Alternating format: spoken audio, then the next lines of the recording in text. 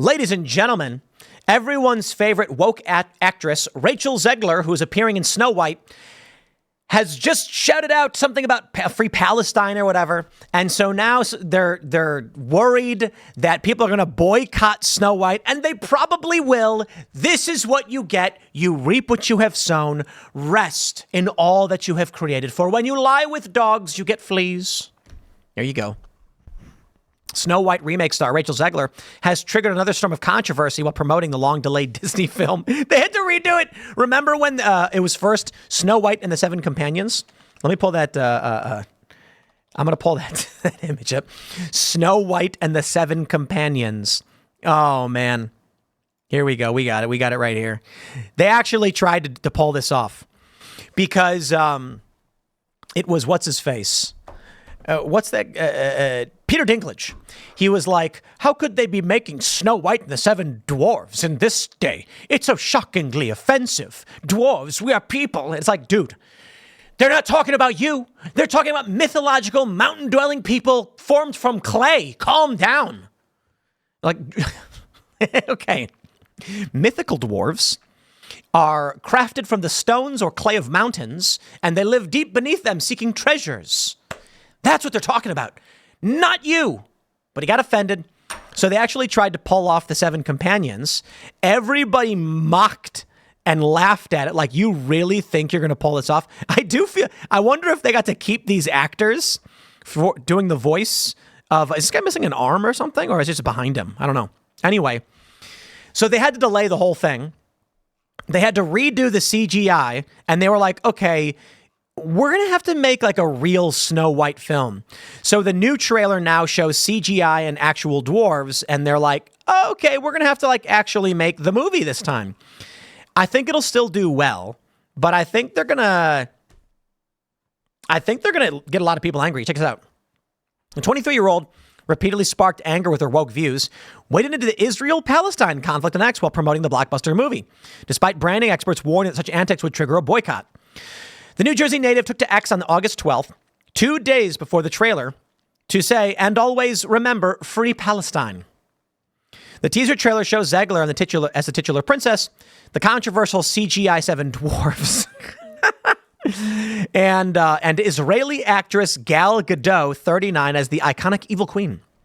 Some Israeli publications have taken exception to Zegler's comment and suggested she insulted Gadot, although there's no suggestion of any tension between the two leading ladies.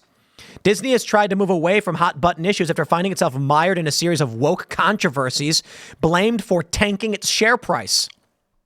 Zegler herself appeared to have threatened quieted down after angering moviegoers by declaring that she hated the original movie, Snow White and the Seven Dwarves. She branded the storyline weird while referring to the prince character as a stalker and suggested she'd ensured the remake would ensure the fairy tale smooching was consensual. So sleeping Snow White, who she bites the apple and the prince has to wake her up. She's already awake. And then he looks at her and says, we have only a few. Here's the story they're going to write. It's going to be like whenever a prince shows up, she wakes up briefly, but she has only a few minutes to decide if she wants to kiss him or not.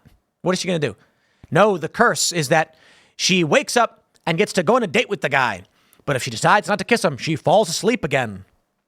There's also this funny scene in the trailer where when it's that scene where she's telling the dwarves which housework they have to do to get their house in order. In the original cartoon, she goes, you do the dishes and you do this and I'll sweep, because like she's being fair and participating along with everybody else. In the new one, she goes, you sweep, and she gives the broom to someone else. Like, what? You're not going to do any work, lady, but you're going to live in our house? Yeah, woke. Here we go. And she says, and always remember, free Palestine. What a terrible choice for Snow White. Her skin was white as snow.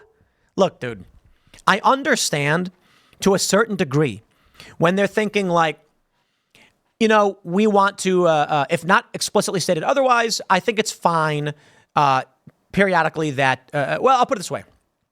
Idris Elba played Heimdall. Heimdall is a Norse god who is white. I don't care. I don't. Some people are mad because they're like, Tim, they would never do it the other way around. They would never have a black character portrayed by a white person. And I'm like, indeed, that is the hypocrisy. That is something to be complained about. I'm not going to complain about, like, it doesn't mean both are bad. Or it doesn't mean that, like, Idris Elba shouldn't play Heimdall. I think Idris Elba is awesome. I think he did a great Heimdall. I think he was fantastic. I have no problem with that. You know, Magic the Gathering, the card game, made a Lord of the Rings set where they made a bunch of the characters black. And I was just like, okay, dude, if you made a one or two, we get it. Humans come in all different types. It's not just white people. And I can respect that. But to make a bunch of them black, I'm like, okay, now hold on. No, I don't know. I think it was like, was it Eowyn and Aragorn they made as black characters for the Lord of the Rings set. And I'm kind of just like, we're not talking about actors. We're talking about depictions of the actual characters from the stories as they were told. But I guess they wanted inclusivity or whatever, so a lot of people thought it was weird and off-putting. Now, look, I got to tell you, for Ariel in Little Mermaid, they dyed a black woman's hair red. They bleached it. I'm like, why? If Ariel is described in the book as a white girl, a white-skinned mermaid with red hair, and you want a black actress to portray this individual, then keep her hair the same. And they're like, no, but the story says the hair's red. And I'm like, the story says she's white or whatever. Like Heimdall, right? A Norse god who's blonde, I believe, in the drawings. They didn't make Idris Elba bleach his hair. That would be ridiculous. And I'm fine with Idris Elba. I thought he was fantastic as Heimdall. I love the character. I love his work. They've chosen Rachel Zegler, who is, I guess you describe her as swarthy. She is olive skinned. She is not fair. She has not a skin as white as snow. I got no issue with that other than you once again have a character who is described skin as white as snow. And there are people who have very, very light skin you could have chosen, like very, very white, that fits the character of Snow White. It's not a race thing. It's a character description thing. This is Disney. Disney, you're weird. Ugh. You know what? They can't help but burn themselves to the ground. They say there was a time when Disney actors were media trained and were thoughtful about the impact of their words while sticking to key messaging about films.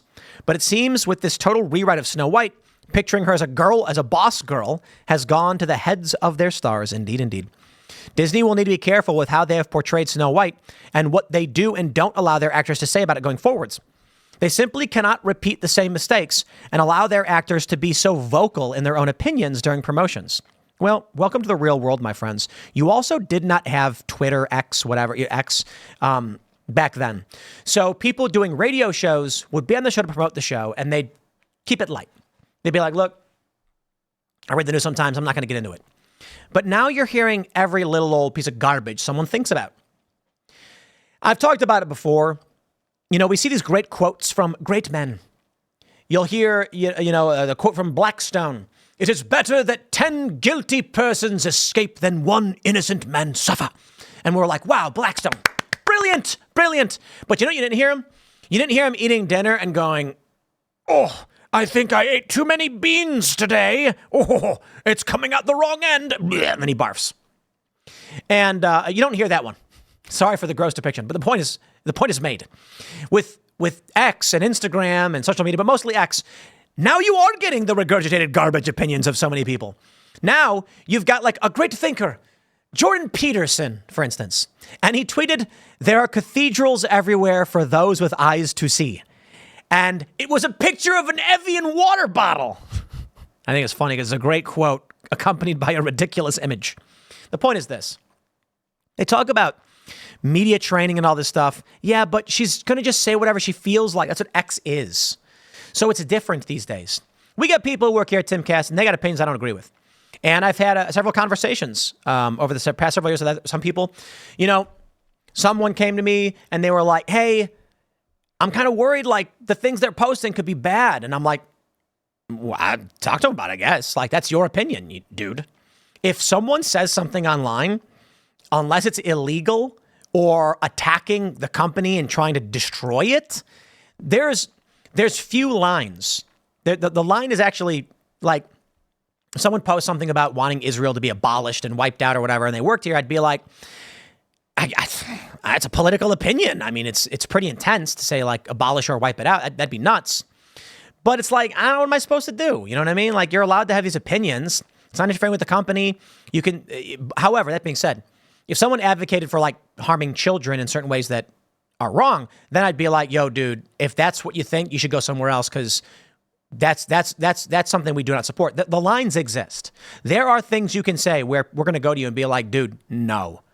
And it's not so much that you said it. It's that you hold those views and values that we don't think align with us. Totally valid point. That being said, when the Daily Wire got into it with Candace Owens and Ben Shapiro, and the Daily Wire said, we have things we support and don't support, and we have the right to say yes or no to these things.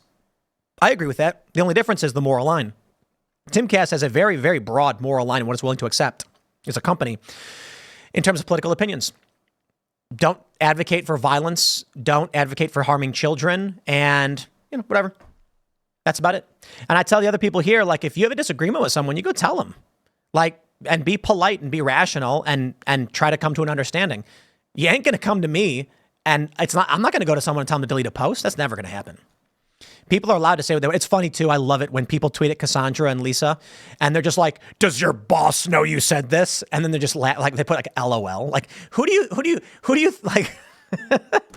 They don't get it. They don't get it. We have moral lines. I probably wouldn't hire someone who like favors harming children. You know what I mean? Like with the books in schools and stuff, because we don't align on like serious issues. I believe they're criminal activities. So, enticing a minor is a criminal act. So we wouldn't hire someone like that, but we're not going to fire someone for their opinion. Sorry. Anyway, that being said, Disney, you will reap what you have sown, and I will sit back and I will laugh.